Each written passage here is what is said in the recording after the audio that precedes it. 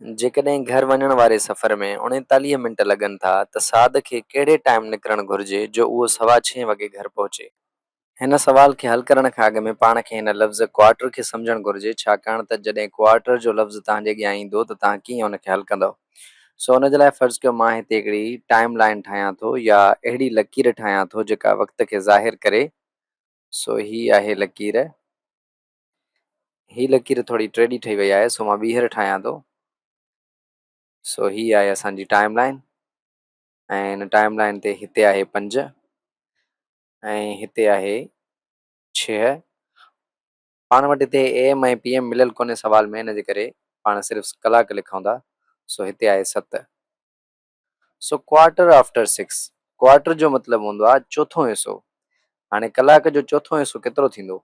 सो कलाक में 60 मिंट थींदा आहिनि, त कलाक जो चोथों हिसो किथे थींदो? सो हिते थींदो अधु, हाफ यानी 30 मिंट। ओ हिन जॻह ते थींदो वञी क्वार्टर। सो क्वार्टर ते केतिरा मिंट थींदा हूंदा? सो क्वार्टर ते मिंट थींदा हूंदा 15। सो 6 सां गॾु 15 मिंट बि थियल हुजनि त पाण हुनखे छा चवंदा आहियूं? पाण हुनखे चवंदा आहियूं 6:15 मिंट, या वरी पाण हुनखे चवंदा आहियूं 6:15। सो 6:15 वॻे साद खे घर पहुचणो आहे, यानी 6:15 मिंटनि ते साद खे घर पहुचणो आहे ऐं सफ़र 39 मिंटनि जो आहे। सो हाणे साद खे कहिड़े वक़्तु निकिरणु घुरिजे जो उहो 6:15 मिंट यानी 6:15 घर पहुचे। सो हिन जे लाइ पाण टाइम लाइन ते पोइते ईंदासीं। सो जेकॾहिं पाण पोइते ईंदासीं हिन तरफ़ त टाइम पोइते वेंदो वेंदो वेंदो वेंदो केतिरो पाण खे पोइते अचिणो आहे?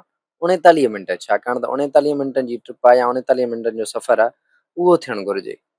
सो 39 मिंट पाण खे पोइते अचिणो आहे टाइम लाइन में। 39 मिंट हाणे कहिड़ी जॻह ते हूंदा उहे पाण खे मालूम करणा आहिनि, सवाल इहो आहे।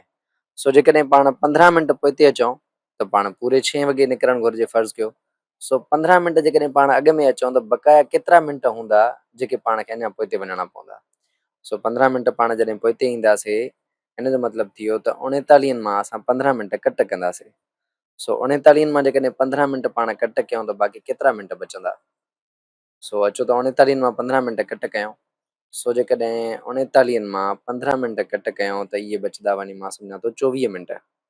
सो 24 मिंट असांखे अञा पोइते वञिणो पवंदो। सो 24 मिंट जॾहिं पाण पोइते ईंदासीं त पोइ हिन जॻह ते टाइम छा थींदो हूंदो?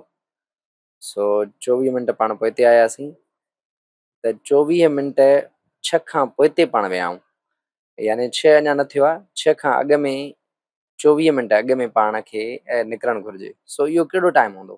हिन जो मतिलबु इहो थी वियो त 5 खां पोइ केतिरा पाण खे मिंट गुज़रिया आहिनि उहे पाण जॾहिं मालूम कंदासीं त पाण खे ख़बर पइजी वेंदी। सो हाणे जेकॾहिं कलाक में 60 मिंट थींदो आहे त 60 मिंट मां 24 मिंट अगरि असां कट कयूं त पोइ घणा बचंदा? सो 60 मिंटनि मां जेकॾहिं असां 24 मिंट कट कयूं सो थी वियो 60 ऐं 24 मिंट जेकॾहिं असां कट कयूं त बक़ाया मिंट बचंदा असां वटि 36। सो इहो त तव्हां ईअं ई हल करे सघो था। जेकॾहिं ईअं हल न कयो त पोइ तव्हां 6 मां हिकु ॾे वठी ईंदव, थी वेंदा 10 ऐं 10 मां जेकॾहिं 4 वेंदा त बाक़ी बचंदा 6 ऐं पोइ वरी होॾे 5, 5 मां 2 वेंदा त 3 बचंदा। अहिड़े तरीक़े सां बि तव्हां हल करे सघो था। पर ईअं ई तव्हां हल करे सघो था त बाबा 60 मां 20 विया बाक़ी बचा 40 ऐं ॿिया वरी 4 विया त बाक़ी बचा 36।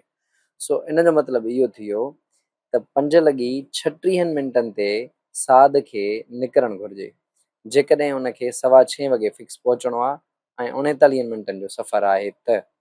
सो इन जो मतिलबु छा थी वियो? साद खे कॾहिं निकिरणु घुरिजे? 36 मिनट्स आफ्टर 5। इन जो मतिलबु 5:36 मिंट। सवाल खे हल करण सां गॾोगॾु पाण इहो सिखी चुका आहियूं त जॾहिं टाइम सां क्वार्टर इस्तेमालु थींदो आहे त हुन जो मतिलबु हूंदो आहे 15 मिंट।